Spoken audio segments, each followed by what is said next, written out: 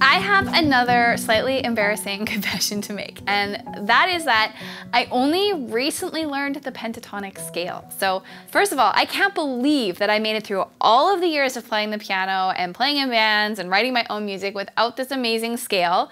And secondly, once again, because it took me this long to figure it out, maybe you haven't discovered the amazingness of the pentatonic scale yet. And you should, because this scale will enable you to write melody, it'll enable you to create really cool riffs and runs, and really a lot of the music that we listen to today, especially in sort of like the R&B and hip hop genres, use the pentatonic scale. So in this lesson, I'm going to teach you exactly how to play the pentatonic scale in any key, in both the major pentatonic and the minor. So it's going to be short and sweet, and you're going to learn so much in this little bit of time that you'll be able to use in all of your playing forever and ever. So let's dive in.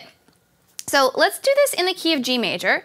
And if you play a G major scale, you've got G, A, B, C, D, E, F sharp, and G.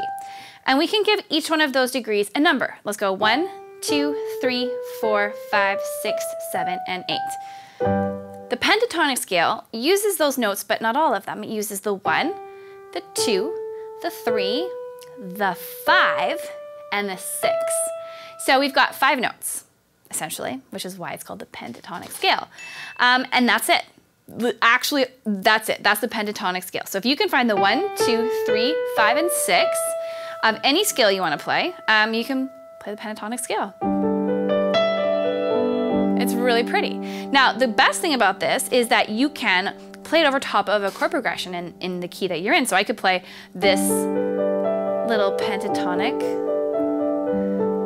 scale over top of this little progression that I'm playing in my left. Sounds really great. And then if you want to branch out and create more exciting sort of riffs and runs and exciting things, you can play any of those notes anywhere on the keyboard, in any order, in any rhythm, and basically you've got your template for creating riffs and runs. So I could start on the top.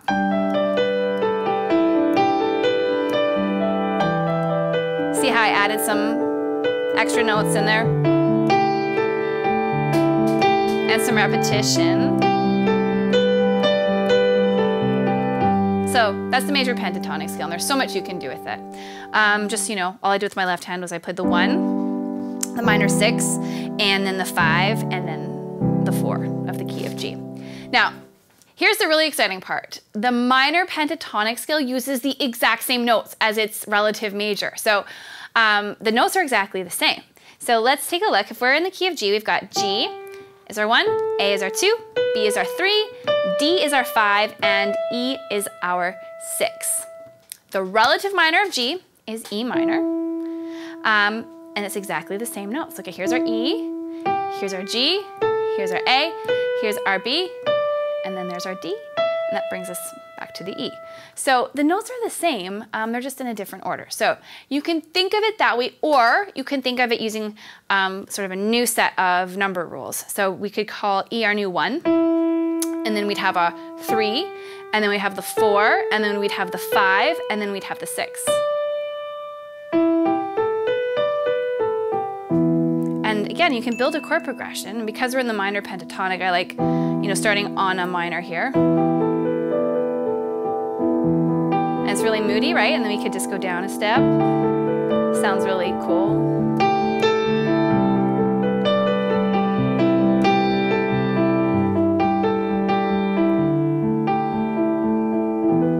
And that's the minor pentatonic. So once again, these are the basic rules to create a pentatonic scale in any key, major or minor. You understand now the relationship between the two, and if you pick a chord progression based on the key you're in, you now have a template to create an unlimited amount of riffs and runs, and even use as inspiration for melody lines if you're composing melody for songs. So take this, have some fun, and we'll see you around.